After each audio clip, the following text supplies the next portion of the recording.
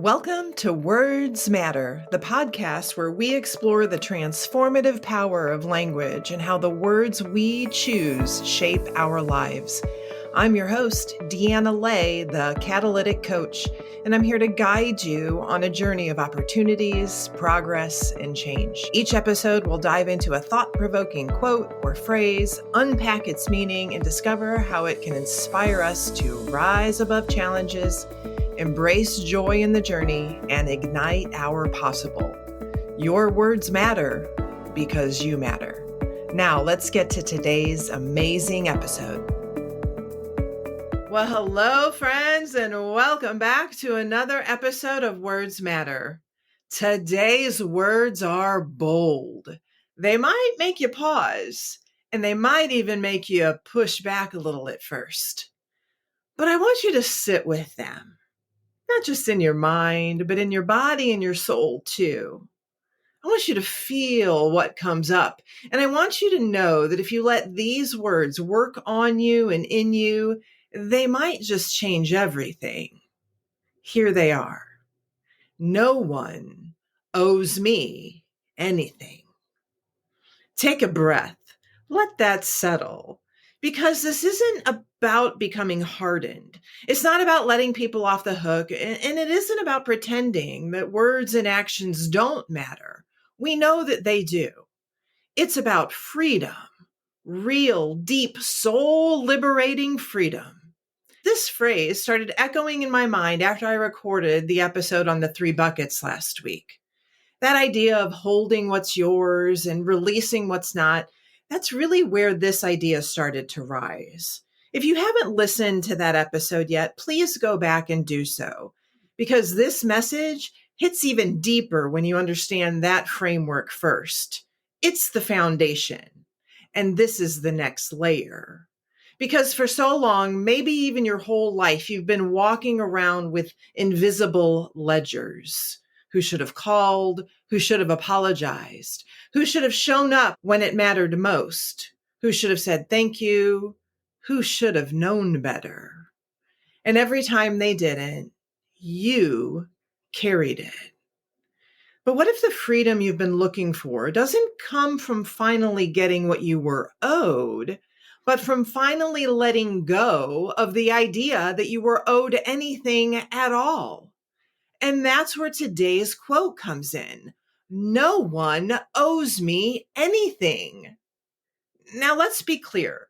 This doesn't mean that people shouldn't be kind. It doesn't mean that people shouldn't honor their word. It doesn't mean that we should stop caring about integrity and truth and love. It just means we should stop placing our peace in the hands of people who may never deliver. Because the moment you believe someone owes you something, you've tied your healing to their behavior. You've put your joy in their hands. You've placed your worth on their response. You've made your next step dependent on their next move. And that's not freedom, friends. That's captivity. And I want you to hear this is not just as a concept, but something real, lived, felt. Because I've been there. I've walked through the sting of unmet expectations.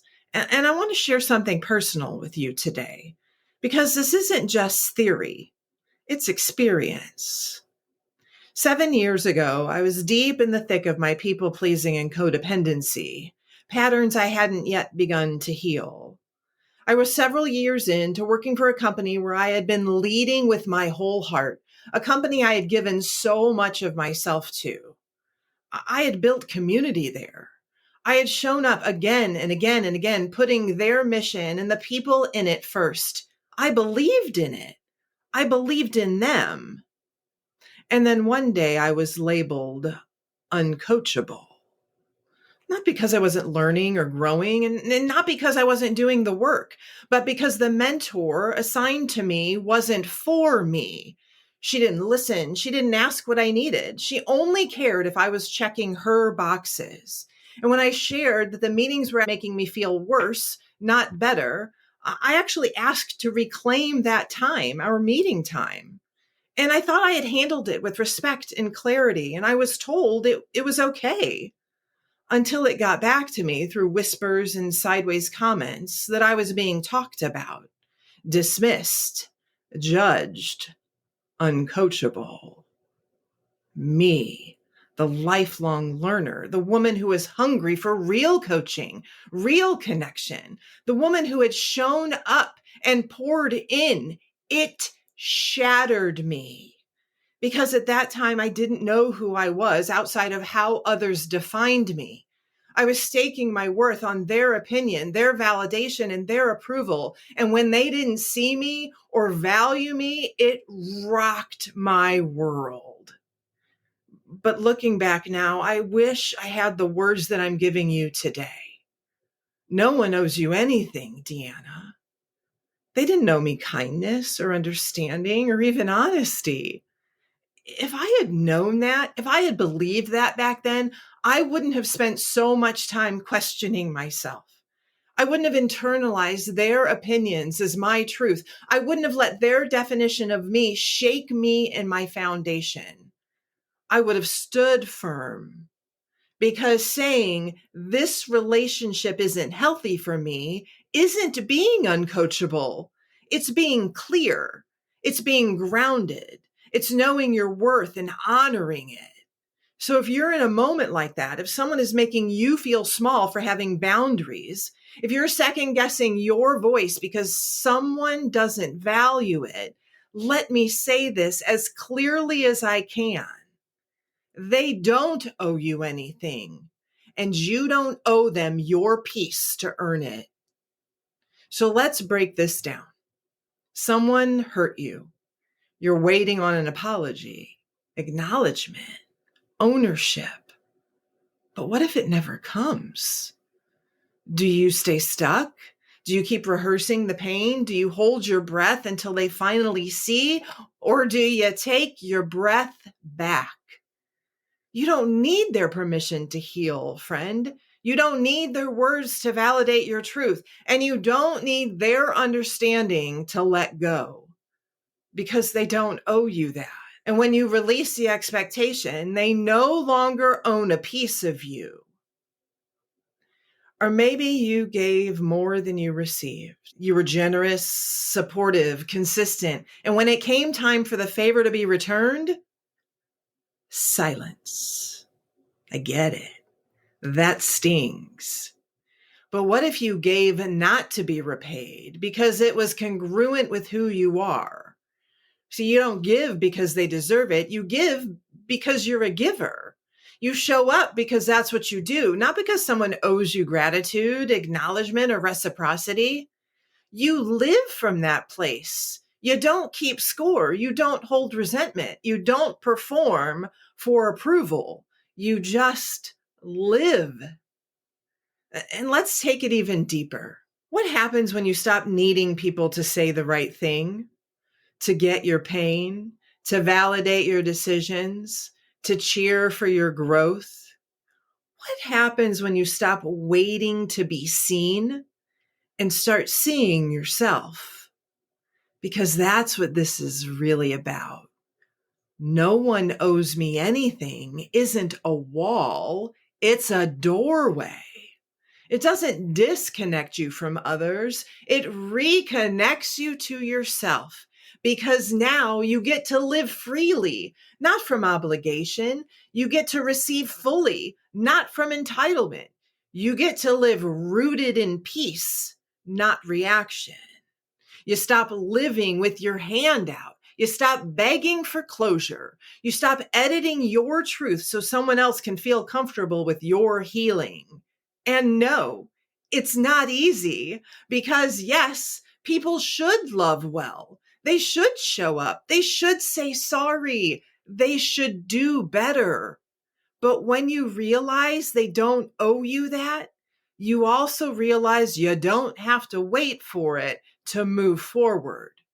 It's not about tolerating harm. It's not about being a doormat. It's about taking radical responsibility for your own wholeness, because that's the kind of life I want for you.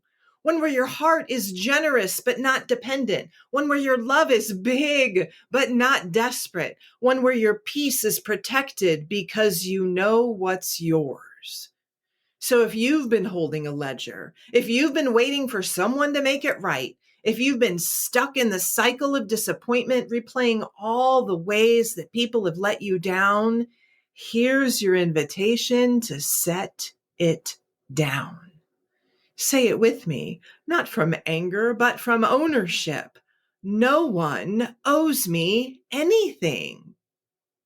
Now try this. Say it again, but this time in a different voice. Say it out loud like you're speaking to yourself as a friend or as a coach or a truth teller. No one owes you anything. Feel the shift? Well, there's actually science behind that. It's called distanced self-talk. And studies have shown that talking to ourselves in the second person, using the word you, can help us manage stress, increase emotional regulation, and tap into a more rational, empowered mindset.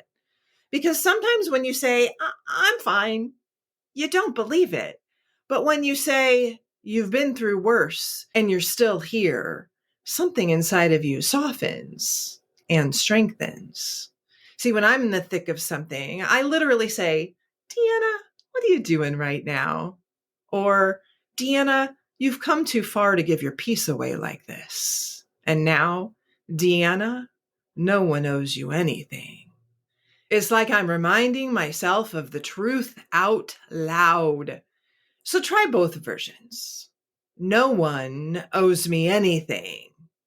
And no one owes you anything. Whichever one hits harder, use it. Let it become your reset, your anchor, your way back to center. Because this isn't just a quote, it's a practice. I'm not owed an apology. I'm not owed validation. I'm not owed understanding. I'm not owed a cheer squad, and I'm not owed a do-over.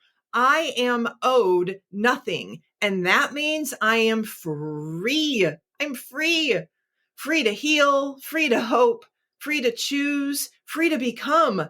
That's what ownership looks like. You don't get smaller when you let go of being owed. You get bigger, stronger, lighter. Because when no one owes you anything, you owe it to yourself to rise. You owe it to yourself to let go. You owe it to yourself to stop waiting and start living. And that, my friends, is the shift. This isn't about hardening your heart. It's about freeing your soul. This isn't about giving up on others. It's about giving back to yourself. And this isn't about doing life alone. It's about walking in relationships that are rooted in truth, not transaction. So take a breath. Feel the shift. No one owes me anything.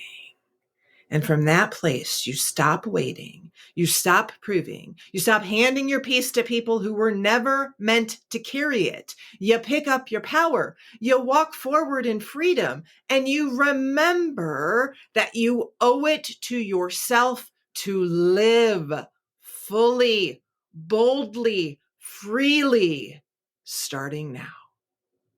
Friends, the words we see and read, the words we hear and the words we say to ourselves and about ourselves, about what we're doing and how we're doing it, they all matter. Your words matter. Thank you for joining me on this episode of Words Matter. Have a great day. I hope today's message inspired you to embrace opportunities, make progress, and create meaningful change in your life. Remember, every word you speak, especially to yourself, has the power to shape your journey and ignite your possible. If you enjoyed this episode, don't forget to subscribe, leave a review, and please share it with someone who needs to hear this message today.